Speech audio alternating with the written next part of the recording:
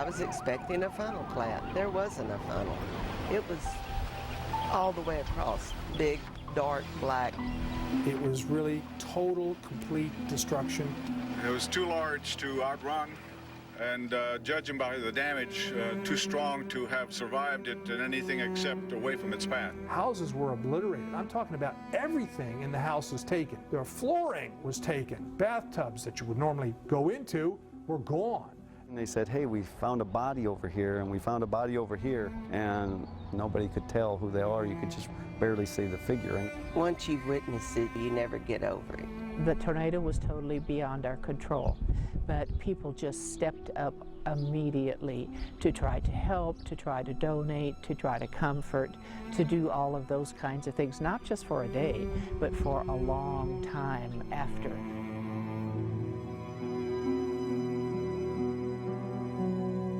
I'm Albert Ramon. I'm Terry Gruca. A lot of things in life are out of our control. And 20 years ago, May 27th, 1997, Mother Nature took everything from the town of Jarrell. The tornado that touched down took 27 people away from their loved ones. The survivors' stories are heart-wrenching.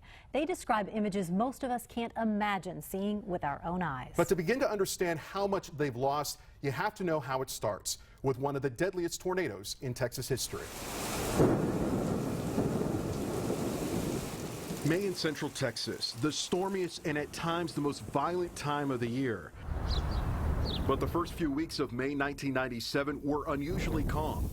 There were hardly any tornadoes anywhere on the plains. Former TV meteorologist Lon Curtis was an assistant district attorney for Bell County and an experienced storm chaser. Nobody was having big storms. Take a look at the satellite from this afternoon and see the explosion. That all changed on the 27th. And the strongest storms are taking place. The humidity was sweltering at 6:30 in the morning. The atmosphere was primed, moisture content was high, and there was an incredible amount of instability. I had never felt that kind of humidity at that hour of the day. Then a gravity wave, a ripple in the atmosphere produced by storms in Oklahoma and Arkansas the day before, collided with that muggy air mass over central Texas, and the fuse was lit.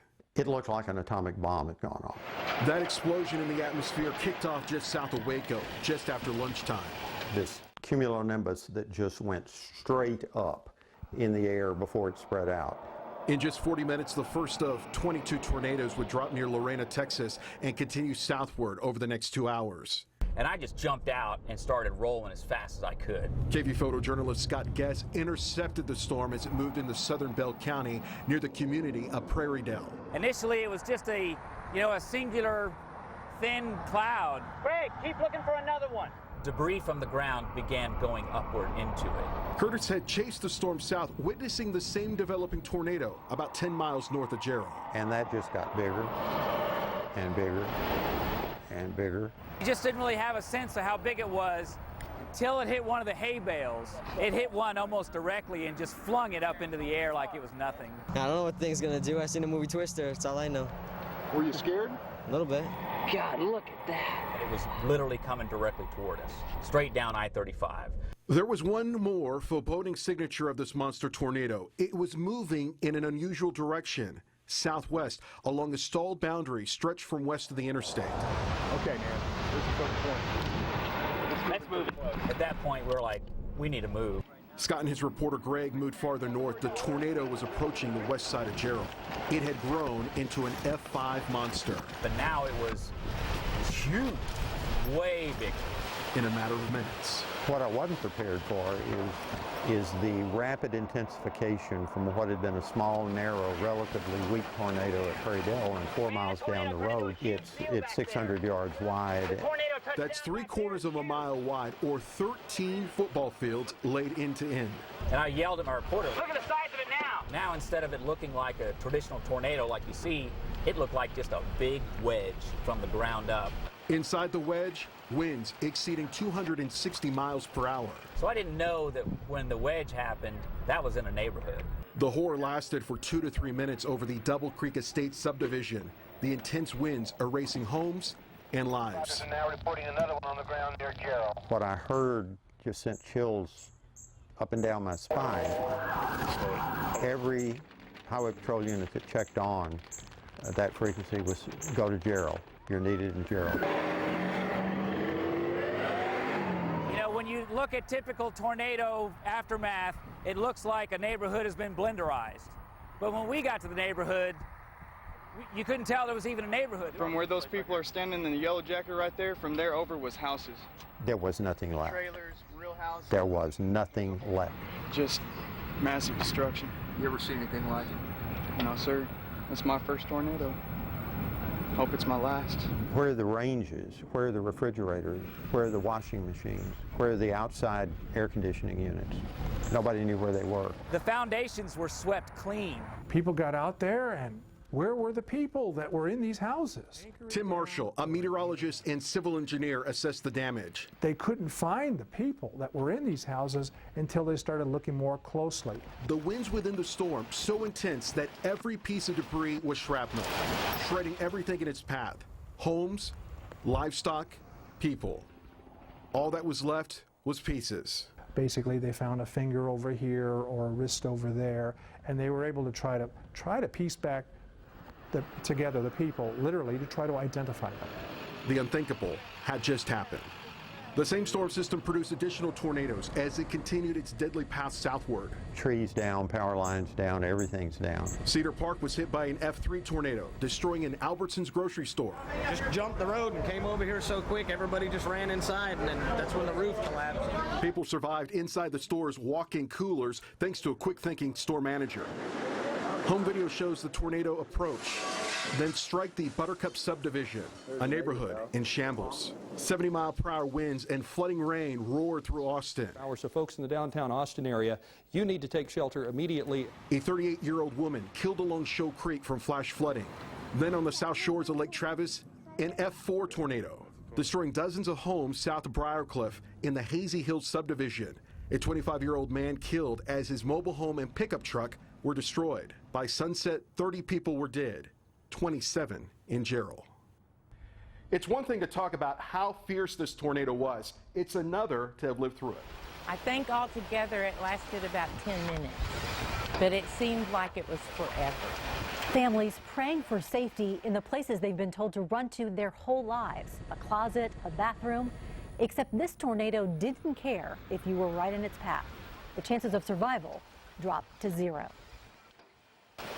We can't remind you enough that this is a powerful storm. You need to stay indoors and you need to stay off the telephone emergency. When the storm warning sounded in Jarrell on May 27, 1997, many people rushed home thinking that was the safest place to seek shelter. Only to learn no place was safe. Look at the size of it now. Something about Mother Nature Incredible. draws human nature. About 6-7 miles. It makes us stop. It's tore up all kinds of stuff. You can see the houses, pieces flying. Even when we shouldn't. We stood and watched it coming at us. 400 people lived in Jarrell in 1997. Most of them, like Bonnie Hammett, rushed home May 27th when the weather warning sounded. And didn't realize that that's what it was. I was scared to death. Very scared. Very scared. We had never been anything like that. And it was the first day after that school had let out. And my daughter was staying with my mom. Bonnie and her family huddled in a bathroom, the kids in the tub. I said, grab mattresses out of the trailer so we can cover with them. Brenda Cooper sought cover in her family's rock quarry. We got down in the deepest quarry, the hole that we had dug. And you could hear the wind and the blowing and hear the debris going around. And of course, we were looking. 2 women with no idea how their lives were about to change. I think altogether it lasted about 10 minutes, but it seemed like it was forever. A 10-minute tirade, 7.6 miles long, 3/4 of a mile wide, tore through their town. There wasn't a ceiling in the next room. And I'm looking and I'm pushing myself back down, and she's sitting there going, "What are you doing?" I said, "There's nothing out there." 3 businesses, 38 homes destroyed. We could hear the ambulances, but they never left. And that was the hard part. It was unbelievable how houses were totally gone. Total devastation. Everything was down to the slab. Drew Sumner has lived in Jarrell most of his life and is Jarrell's athletic director. We saw like a cow would be cut completely in half at the girth and just laying there dead, and we just saw one half the cow and couldn't find the other half the cow. The ferocity of that situation, I can't begin to describe to you. To this day, retired firefighter Mark McAdams has trouble describing what he witnessed. Is it hard for you to talk about what you saw? I'd just rather not talk about that. The toughest part is the people lost. The tornado just devastated them so and took all the hair off of them and everything. Nobody could tell who they are. You could just barely see the figure. Families just totally wiped out. The Igos lived right here. Patricia King is the town historian. The children and the wife were at the school, and they decided they better come home. And so they came home, and they all perished, all 5 of them. The Mooring family, too. Mom, Dad, Eric, and Ryan, along with 2 of their friends, gone. We lost a lot of kids. I think probably that was one of the hardest things. In all, 27 people died, 13 of them children. I think it changes your life. In the days, weeks, and months that followed, help poured in. The tornado was totally beyond our control, but people just stepped up immediately to try to help, to try to donate, to try to comfort, to do all of those kinds of things, not just for a day, but for a long time after. That day changed Jarrell. When you mention the word Jarrell, Texas, it's like tornado. It changed not just the conversations, but how people live. We probably have a higher number of storm shelters per capita than is average in any town. The storm cellar came before the house. For Bonnie, this is her security blanket. I won't go through one again on top of the ground.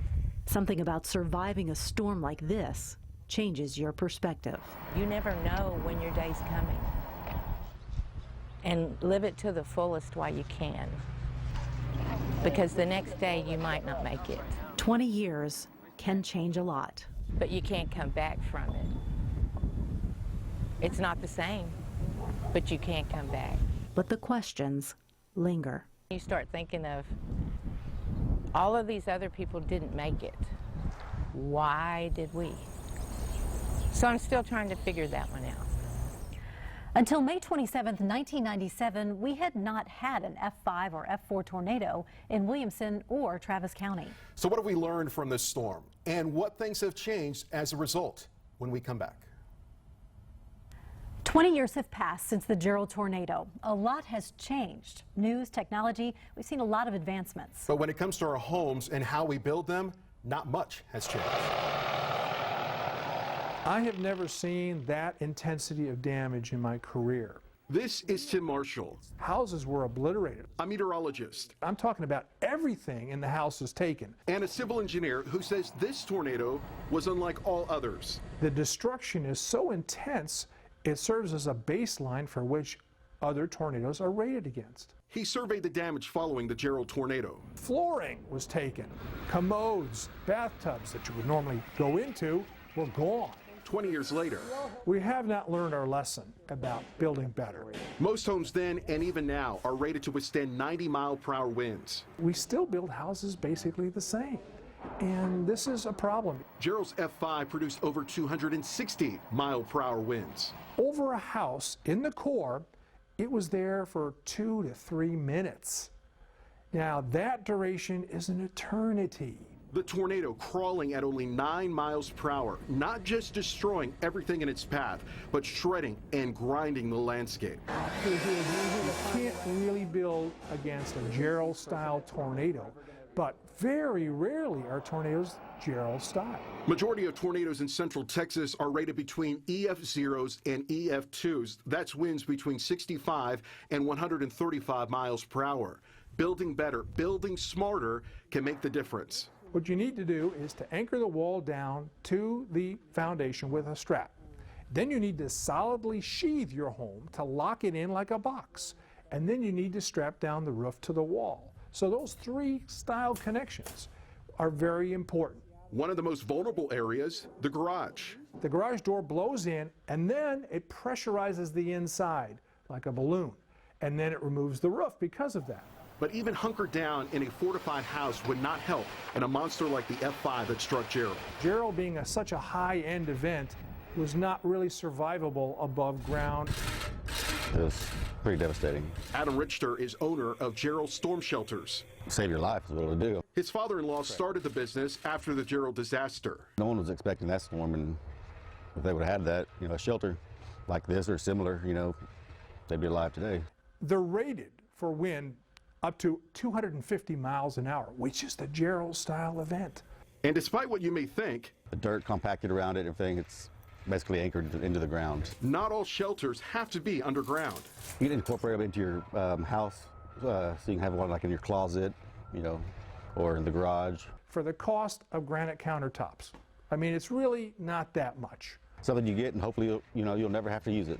The way homes are constructed hasn't changed much in 2 decades, but weather technology has, especially when it comes to how tornadic storms are tracked. Our computer models are much better than they were 20 years ago. John Zeitler is a meteorologist for the National Weather Service in New Braunfels. We are picking up an apparent rotation in this particular storm. Back in 1997, our radar only updated about every 5 to 6 minutes.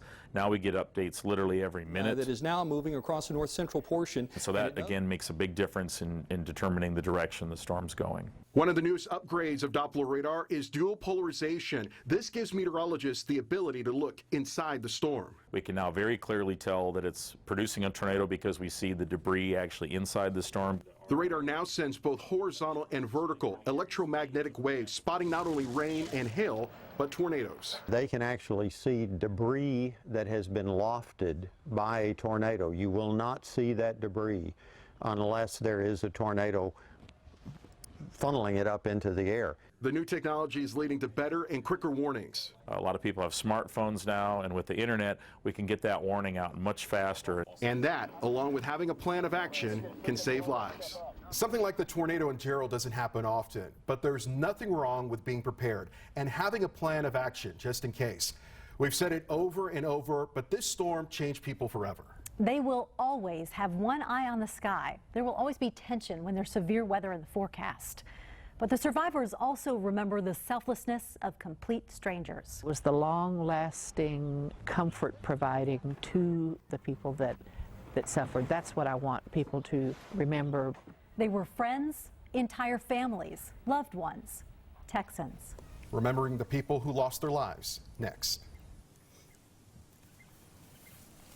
For the people of Jarrell, the number 27 surrounds them. It is the day in May 1997 that the tornado ripped apart this small community. It is the number of people who lost their lives. And the score of the high school's first football game the summer following the storm.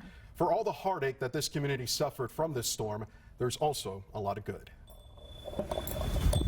Spring signals a fresh start, and no place is that more apparent than the community fields in Jarrell, where kids' cares focus more on bats and balls. I have all my friends here, and I've grown up here. I like this. It's a good place here. Than life and losses. And yet it is here where so many are reminded of all that was lost 20 years ago. The exact spot where Double Creek Estates once stood, where 27 people died in the Jarrell tornado, is now literally a field of dreams, where kids like Mason Schlerner are reminded of their own family's losses. Their house was pretty damaged. His grandparents rebuilt in Jarrell, and most other people did too. But there are some things this was the box time can't erase. The high school cafeteria. And all photographs were to be turned into the high school there. And then they collected them all, you know, the mud and debris on them. But it's still there. This was it's still there. The mud is still there. Cheryl Mooring Stager and her sister Linda Mooring Barr lost their brother, sister-in-law, and 2 nephews in the tornado. I know they are in spirit with us all the time. Decades later, it is the little things they treasure most. Is it hard for you to see this? Yes, sometimes. A family scrapbook triggers all kinds of memories. We were a year and a half apart, so we fought a lot. normal. He and I did it. Normal Big Brother. It wasn't until, I guess, I got older, we had kids, that I came to appreciate, more about him. Photos that feel like a time capsule of sorts. Treasured memories of happier times.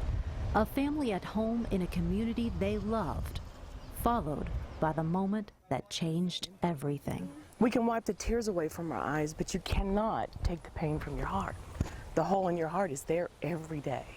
These sisters have never talked publicly about their loss. On this anniversary, they felt it was necessary. They did what they were told to do. They were in the middle of their house, in the bathroom, and so it was just a big, bad tornado. For all that the tornado took, it also gave something to the survivors. It's all about family, Yeah. and that's, I guess I cherish what we have left. The family more than I did before. In a small town like Jarrell, where everyone feels like family, that feeling will never fade.